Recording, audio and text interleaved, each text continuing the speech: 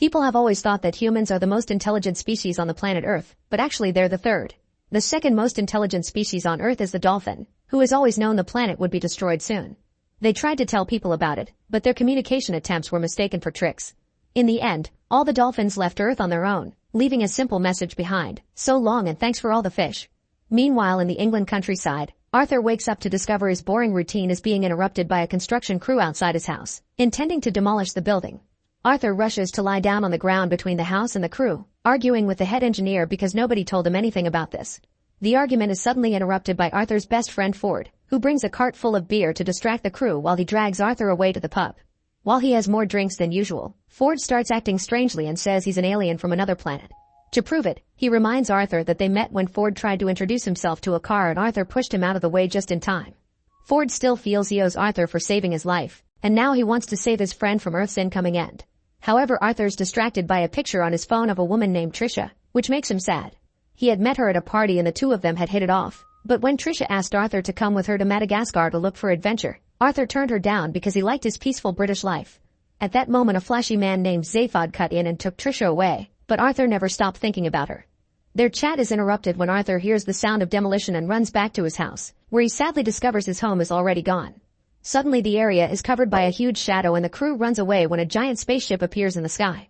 Ford isn't surprised. He just hands Arthur a towel and tells him to hold tight while he lifts his thumb, which has a glowing hitchhiking ring that takes them right into the ship.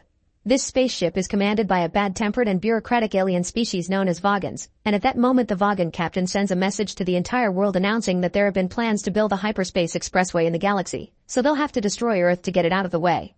The planet suddenly finds itself surrounded by Vogon ships and all humans panic right before Earth explodes, only leaving dust behind. Meanwhile, Arthur learns that Ford is a journalist that had been working on the Earth entry for the Hitchhiker's Guide to the Galaxy, a universal guidebook with tips for any planet you may want to visit. The existence of aliens is shocking, but Arthur doesn't care. He just wants to go home, so Ford has to inform him the Vogons destroyed Earth. While Ford tries to find a hole in the wall to send a new signal with his ring, Arthur reads about Vogons on the guide, learning they're the most unpleasant species in the universe and that their poetry is a form of torture. Suddenly the Vogons see both men on the security cameras and immediately send a warning through the speaker, but Arthur can't understand what they're saying. Ford inserts a little fish in his ear and explains it's the Babel fish, a little alien that will translate everything you hear into words you can understand. A bunch of Vogons show up and capture Arthur and Ford to tie them up for the captain, who proceeds to read poetry to them. Ford squirms in pain, but Arthur doesn't get what the big deal is, although to be fair he can't even understand the poem. When the captain asks for their opinion, Arthur lies and says it was great, offering a full analysis of the emotional impact. However, the captain takes it as an insult and orders that the duo shall get thrown out. The Vogons ignore Arthur's and Ford's pleas and push them out of the ship. Then the duo floats in panic for a few seconds until suddenly, shapes around them begin changing until a spaceship appears. Now Arthur and Ford find themselves shaped as sofas inside this very round ship, but as soon as they scream, they revert to their usual figures. In another part of the ship, Zaphod, who turns out to be the president of the galaxy, is watching the news about how he stole the ship, which is known as the Heart of Gold. At that moment, Tricia interrupts him to announce the system has detected hitchhikers, which the ship picked up by mistake when they used the improbability drive. Zaphod is worried that they may be with the Galaxy Police Force and gets his gun, but Tricia decides to be cautious and sends a robot instead. This robot turns out to be Marvin, who lives in a constant depressed state and can only say negative things about a situation.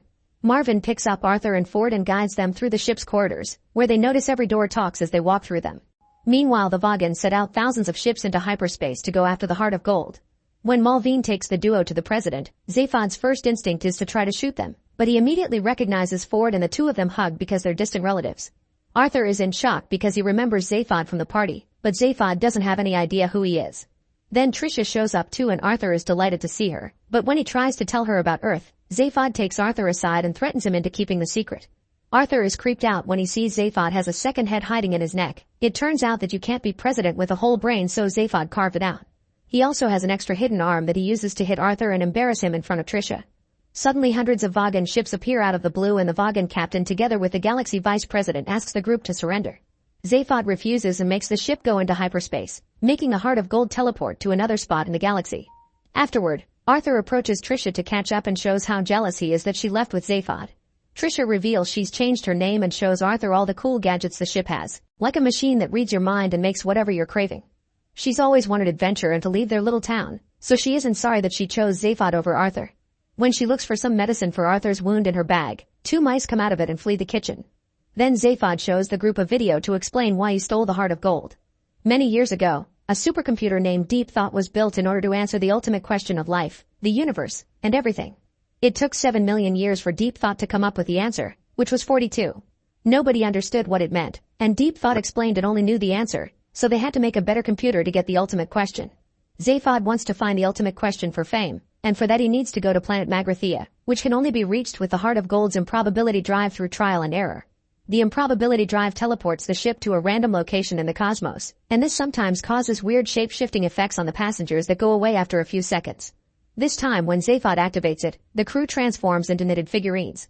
This distracts Arthur and gives the mice the chance to pluck some hair from his head.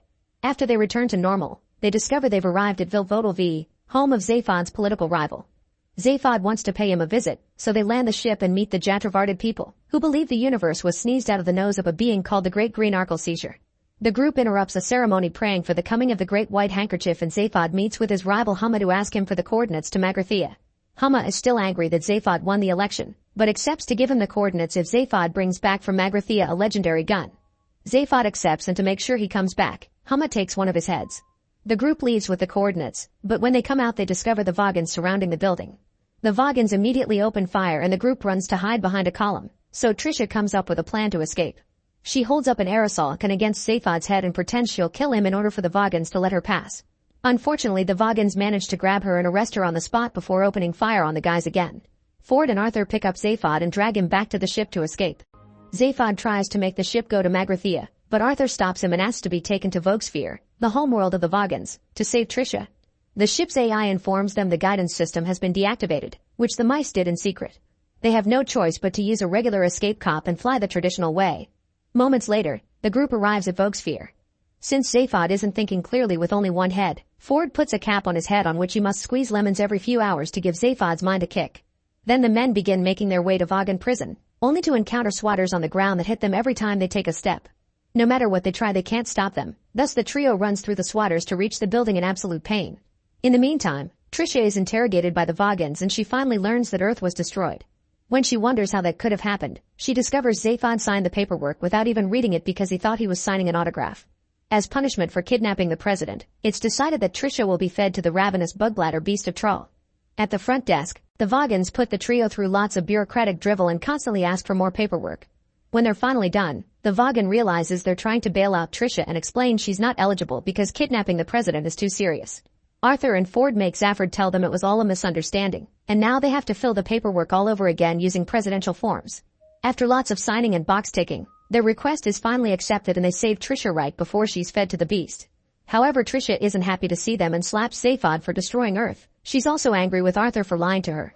The group takes the pod back to the Heart of Gold, and while Tricia is taking a shower, Arthur approaches her to apologize and to point out that if he had said yes to Madagascar, then they would have exploded with Earth. Then Zaphod uses the coordinates to make the improbability drive take them to Magrathea, which puts them through a bunch of funny shapes again. When they come closer to the planet, they receive a pre-recorded message saying the planet has been temporarily closed. Zaphod ignores it and tries to land the ship anyway, causing another message to inform them 2 missiles have been sent to destroy their ship. The AI hands Zaphod manual controls to dodge the missiles, which makes the entire ship shake like crazy. Using the improbability drive like this is dangerous, but Arthur decides to press the button anyway. After a short moment of turbulence, they discover they're in the same place, and the drive affected the missiles instead. One became a bowl of petunias and the other transformed into a whale that has an existential crisis before it falls on the planet. Now the group can land and explore Magrathea safely, and they encounter a bunch of different portals. An argument ensues on which one they should take, and Arthur is still too afraid of the dangers of the unknown. Tricia ignores the guys and jumps into a random portal, so Ford and Zaphod quickly follow her. Arthur keeps on hesitating, and by the time he finally makes up his mind, the portal is already closed. Arthur sits with Marvin without knowing what to do and is found by a man known as Slarty Bartfast, who tells Arthur that his friends are safe before taking him away into another portal, leaving Marvin behind.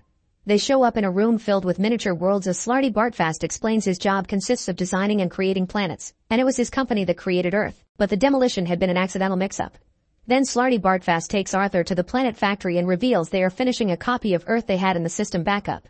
Meanwhile, Zaphod, Tricia, and Ford finally reach Deep Thought, only to find the computer watching TV. They ask about the ultimate question, but Deep Thought is bad news. The computer that had the question had been on Earth, meaning it's destroyed. The trio is disappointed but also remembers the other half of the mission and goes looking for the gun, finding it inside the computer. This is the point of view gun, which makes a person momentarily see things from the perspective of the shooter. It was created by housewives that wanted their husbands to listen to them, therefore women are immune. Trisha immediately shoots Zaphod with it to make him understand why she's angry, but hearing him speak her own thoughts makes Trisha realize that she's upset because she's discovered life is meaningless and that she's been jumping from guy to guy to fill the hole in her heart, yet she ignored the one guy that could truly understand her. Suddenly a door opens behind them and they see a couple of mice before a light blinds them. Back to Arthur, he hears the story of Earth being a commission paid by mice, who are the most intelligent species on the planet. All this time, mice had been experimenting on humans while letting them believe they were the ones experimenting on the mice. Then Slarty Bartfast takes Arthur to a replica of his home, and Arthur happily runs inside only to find Ford, Trisha, and Zaphod at the breakfast table. There are also 2 talking mice that say they've been observing humans to find life's ultimate question and that they'll need Arthur's actual brain to finish the experiment. Suddenly Arthur is restrained on his chair and 2 small saws appear to start the procedure while his friends fall asleep because of something that the mice put in the food. Trying to distract the mice, Arthur begins making philosophical questions, but soon he's unconsciously talking about his own feelings and how much fun he's had the past week compared to his entire previous life. He also talks about Trisha, but since the mice don't care about love they proceed with the saws. At that moment Arthur manages to break the restraints and smashes the mice with a bowl, discovering that their actual identity is the 2 aliens that created Deep Thought. Then everyone wakes up as the house starts to shake because hundreds of Vogons have landed outside with the vice president and Marvin, ready to rescue Zaphod from his supposed kidnappers. The group quickly runs away to hide behind an RV, dropping the gun by accident. When Marvin tries to join them, he gets shot in the back of his head and falls, seemingly dead. While the group hides inside the RV, the Vogons open fire again and make the RV fall to the ground. When it seems all hope is lost, suddenly Marvin activates again and uses the gun on the Vogons, which instantly makes them all depressed and drop on the floor without the energy to do their jobs. Afterwards Slarty Bartfast shows up to announce the new Earth is finally ready, so he wonders if Arthur thinks there's anything missing. Arthur says that the only thing missing will be him. Then he asks Trisha to join him on the next adventure, and the couple leaves together in the Heart of Gold to visit the restaurant at the end of the universe. While Arthur and Trisha kiss, the new Earth is put back in place and the circle of life begins once more. Arthur's final words before the ship leaves are that he won't go anywhere without his towel, and these words accidentally travel through a wormhole that reaches an alien species whose language understands the sentence as an insult. Furious, the aliens travel to Earth to invade, but it turns out they're so small that their tiny spaceships are swallowed by a dog, proving once again everything is a matter of perspective. Make sure to subscribe and turn on notifications so you can watch more videos like this. Thanks for watching.